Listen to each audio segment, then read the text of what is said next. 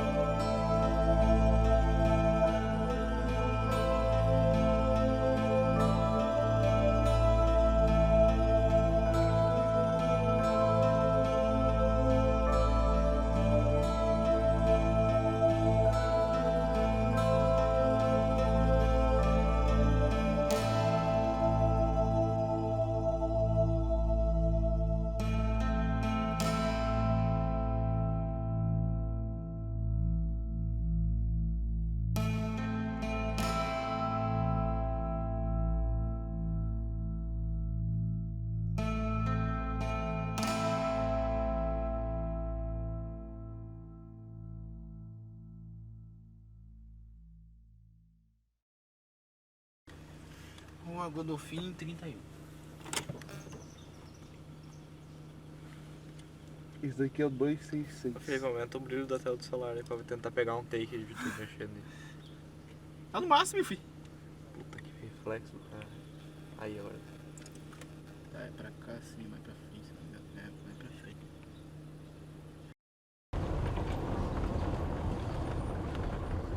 Nossa, é muito melhor do que eu esperava essa cidade.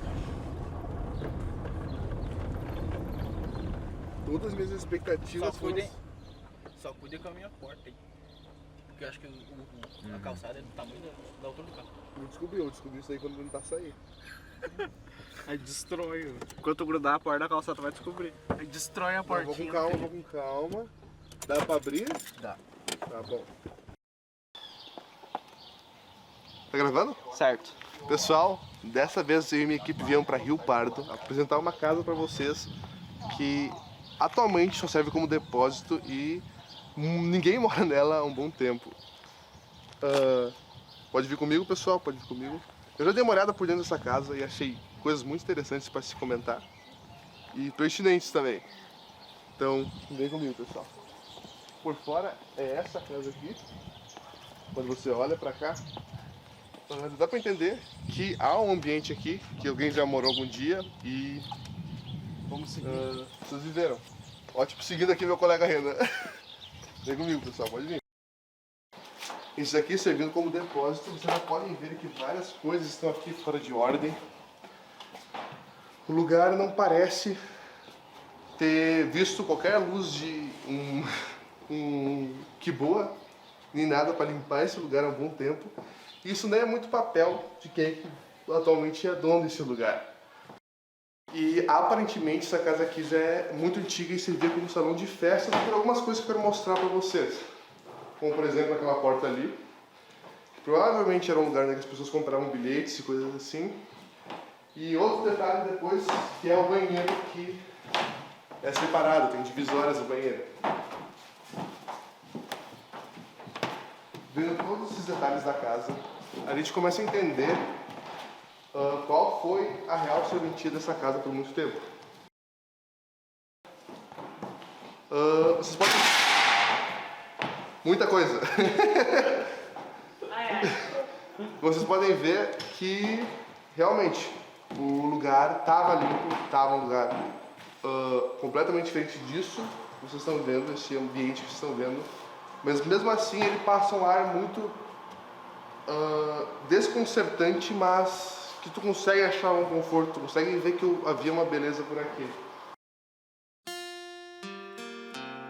Nasci como aglomerado de massa carnuda e água, e morrerei como tal.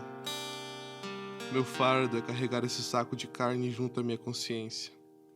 Uma existência incômoda, desconfortável, que suplica por um fim, mas, pelo menos, é reconfortante o suficiente que ela exista. Tão súbito como minha autodepreciação da vida será essa mudança de tom, pois, na verdade, não sou um pessimista, nem um niilista, nem qualquer coisa do tipo. Sou apenas um poeta e carrego comigo o sutil hobby de contemplar a degradação do mundo, de vê-lo apodrecer e sentir a memória que se esvai quando ele desaparece. Há um encanto na decadência, um deslumbre hipnotizante que captura a concepção de todos que o contemplam. O trágico sempre teve o fascínio humano, não só o meu, como de cada pessoa que se defina ou não como ser humano. Inclusive, admita, o seu. A diferença entre mim e você é que eu abraço essa paixão.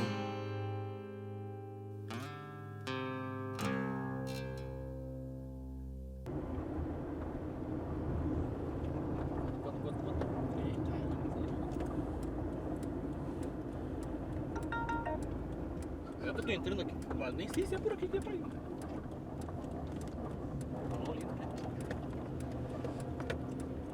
O que o coração mandar, cara, tu faz.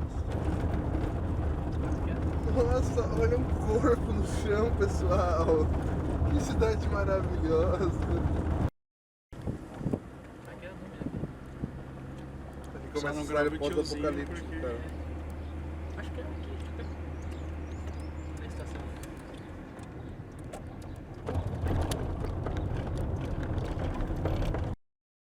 Gravante. Palminha. Ah, pera aí. Eu tenho que ligar o áudio, pera aí. Não sei. Porque a outra... Tá gravando aqui. Pera aí. Palminha. Pode ir. Pera aí. Pode ir. O Brasil já foi um país... Ô, nós estamos gravando, meus anjos.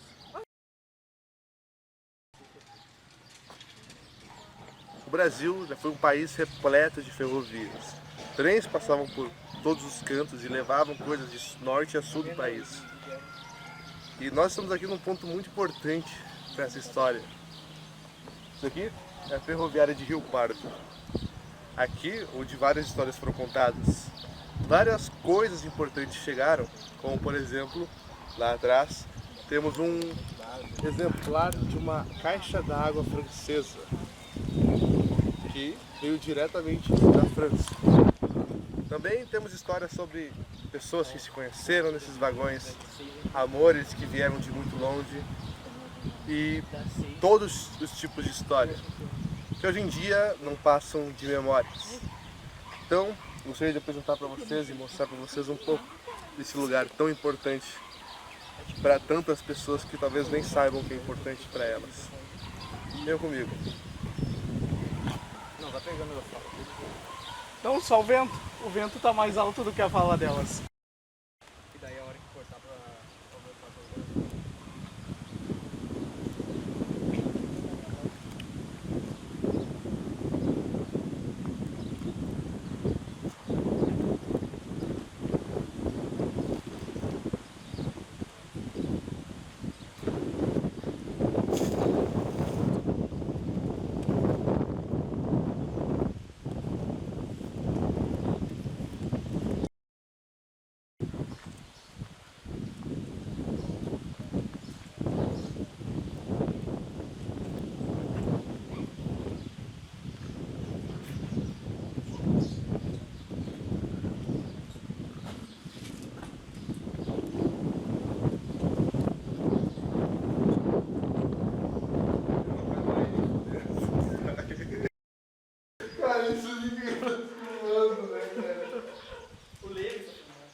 tô, pior que não tô. Ah, cara, por que tu perdeu esse take, velho?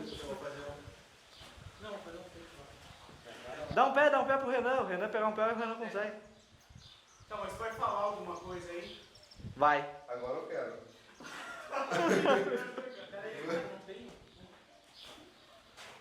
Olha, ó!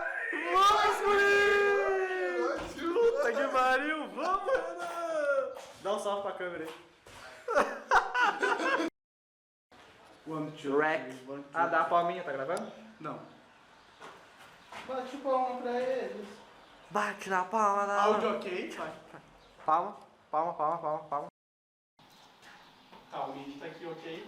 Pessoal, aqui dentro nós estamos no lugar que outrora foi a estação rodoviária. O pessoal comprava ticket, o pessoal esperava o trem chegar, relaxava e vem vindo comigo. Hoje em dia vocês podem ver que não tem nada disso, muito pelo contrário. É usado de várias outras formas, mas não como rodoviária. Tá gravando? Deu? Peraí. Vai. Este lugar fantástico que é a rodoviária aqui. Não, este lugar fantástico que é a ferrovia. Este lugar fantástico que é a ferroviária de Rio Pardo traz tantas histórias que inclusive a gente pode ver serem vividas hoje quanto foram no passado. A gente não sabe ao certo o que aconteceu aqui e muito é ainda um mistério e muitas vidas devem ter passado por aqui e hoje em dia foram simplesmente esquecidas. E só pensar nesse conceito e pensar nisso tudo é algo.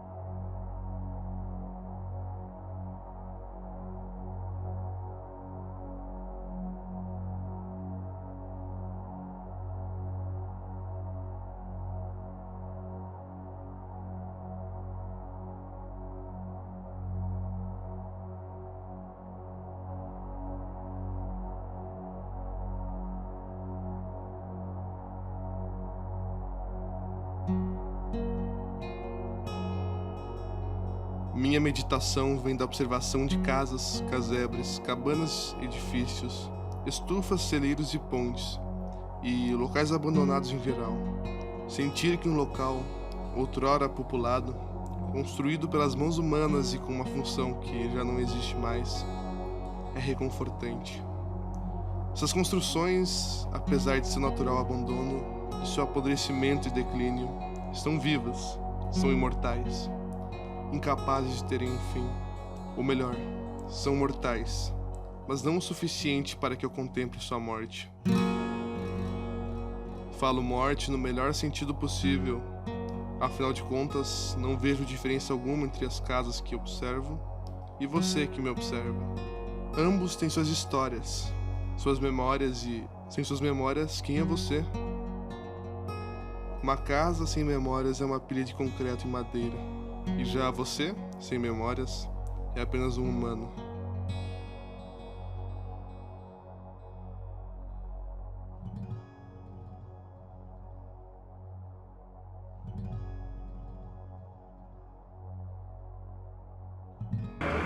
Rio Pardinho me lembra um pouco Ferraz, velho. É tipo isso, Ferraz. Pra que lado é Ferraz ali? Pra... Ali é um ponto X que eu Sabe onde é que é o Rincão da Serra, velho? É pra lá pra cima.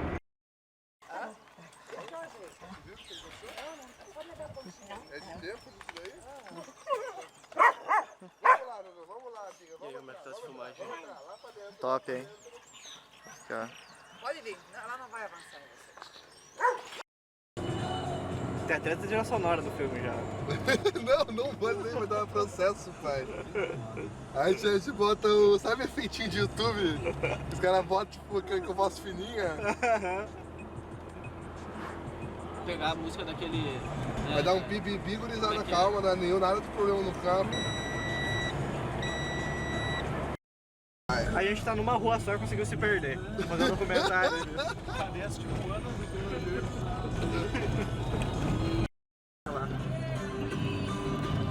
É muita cara de escola pra não ser.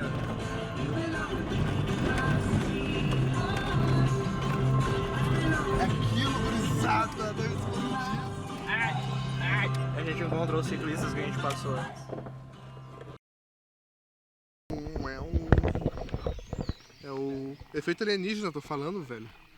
Que o Pardinho tem esse negócio. Eu vou começar, né?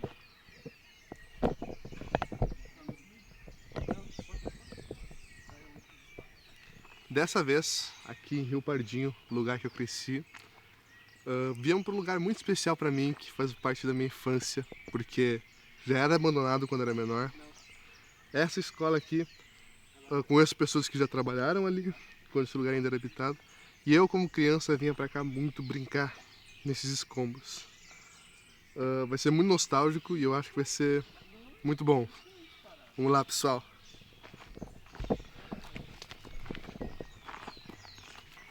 Se vocês querem conversar mais ali, não sei, conversar um pouquinho mais alto.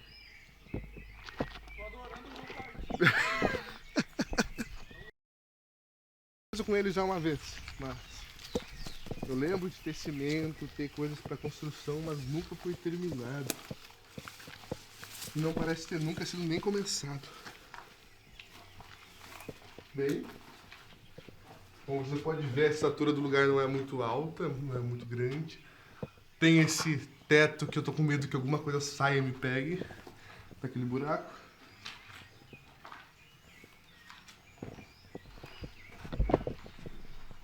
Bem, eu não sei dizer o que era cada coisa dessa escola porque já fica indescritível, mas a gente percebe que é tomada. Ou seja, tentaram fazer alguma coisa aqui quando tinha energia ainda. Isso é bom.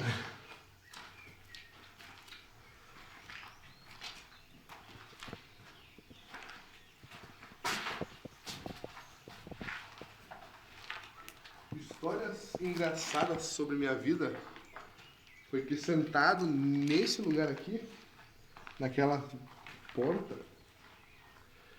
a primeira vez que eu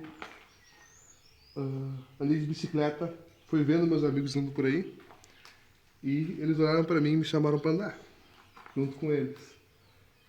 Eu lembro de ter furado minha perna quase que no meio, porque eu caí numa pedra. Mas foi bom o dia.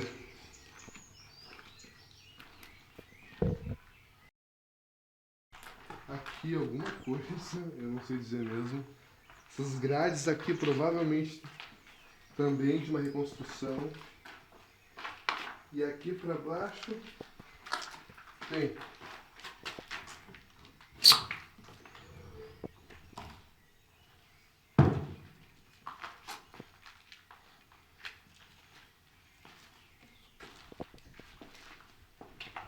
eu acho que a gente encontrou a sala de aula. Leia. O tigre muito feroz veio assim. Veio assustar a raposa. Mas a raposa, muito esperta, resolveu falar.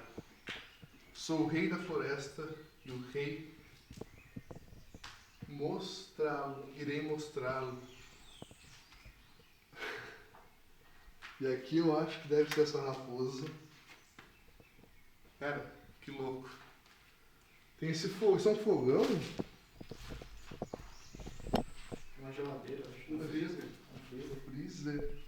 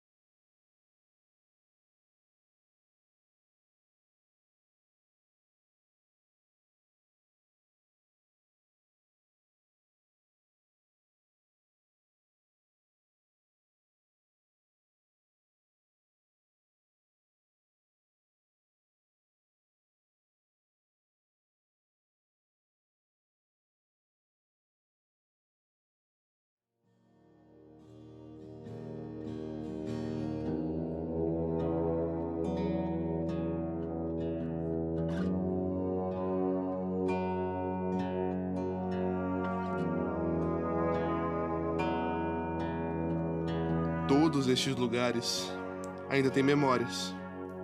Pessoas me trouxeram para cá, me contando de quando elas eram menores e esses lugares faziam parte de suas histórias. Mas e quando, inevitavelmente, essas pessoas morrerem? Quem lembrará dessas casas? Elas simplesmente morreram junto? Eu observo cada uma dessas casas, justo para obter uma resposta. Para mim, seria horrível demais observar esse mesmo efeito em seres humanos ou em qualquer outro ser vivo. O decaimento, a podridão. Mas nas casas, nelas, tudo é mais fácil. Há uma dúvida que me corrói. Todo momento que penso nela, uma parte de mim se esvai. Eu não sei até que ponto essa pergunta é realmente útil, mas sei que ela faz parte de mim. O que acontece quando uma casa morre?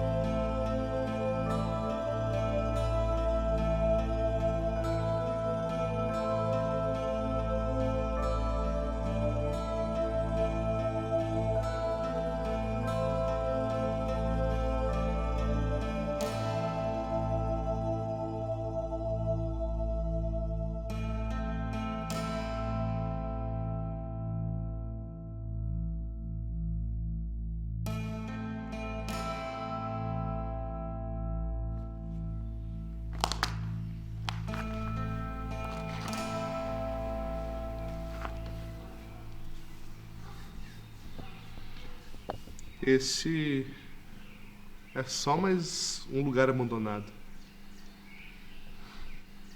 Como cada um dos que eu passei.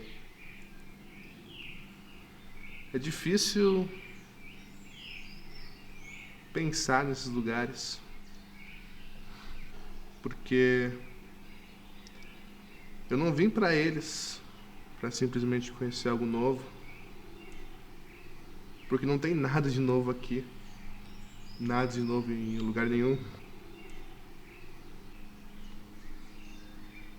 Seria insincero eu vim procurar alguma coisa nesses lugares. Mas eu vim.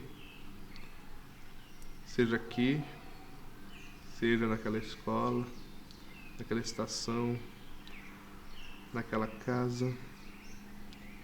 Todos os lugares tinham algo para me contar. E eu não escutei nada.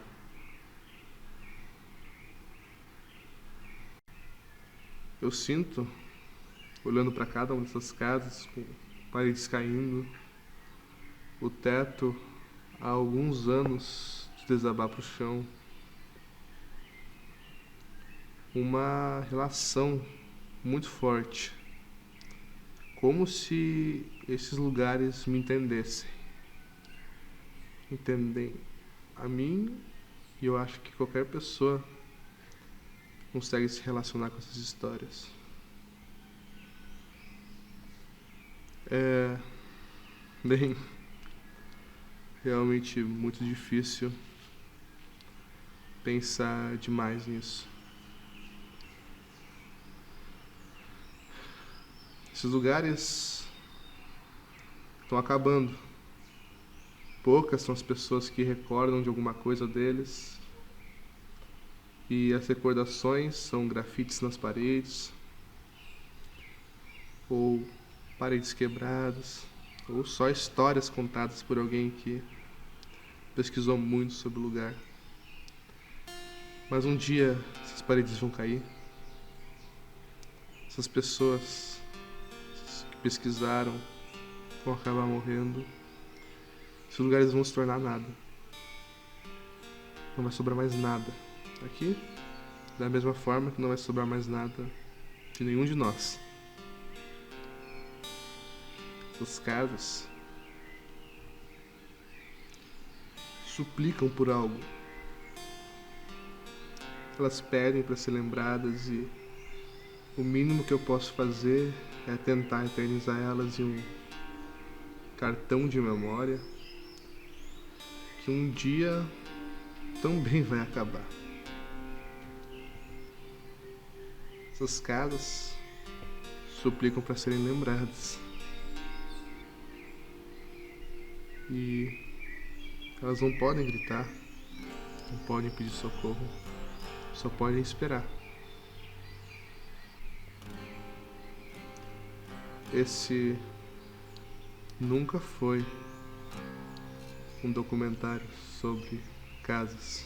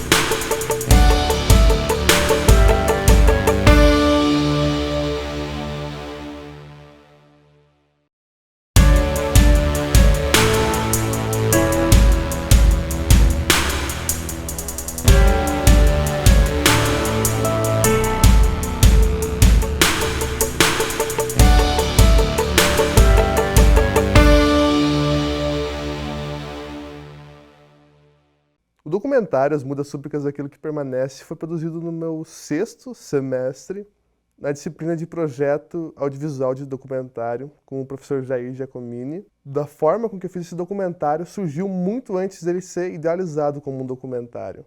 Ele era muito mais um conto, uma história que eu quis contar. Quando veio a disciplina de Projeto de Audiovisual e Documentário, surgiu uma oportunidade de usar esse conto de uma forma diferente do que eu tinha planejado inicialmente. Muitas dúvidas me apareceram, porque eu sempre queria trazer a parte narrada por mim em off, enquanto eu aparecia na tela, porque eu achava que faria sentido, pois era muito intrínseco a mim o documentário. E eu achava necessário também que os textos que eu usasse para a narração viesse diretamente do conto que eu escrevi. Muitos trechos do conto eu adaptei para uma narrativa mais em aberto, porque o conto tinha personagens, tinha essa história. Então eu tive que cortar essas partes e readaptar o conto para uma forma de um roteiro para ser narrado. Durante a produção, ocorreu diversas viagens, porque a gente gravou nessas casas, locais abandonados em geral, e por conta disso a gente teve que fazer uma extensa busca por lugares para gravar essas casas. Também, outros detalhes que eu acho interessante de se comentar